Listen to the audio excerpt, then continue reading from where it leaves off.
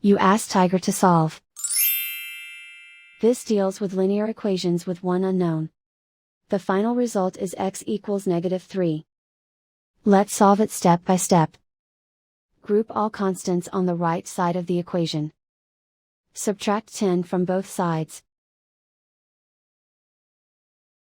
Simplify the arithmetic.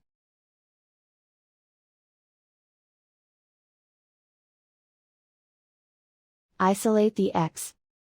Divide both sides by 4.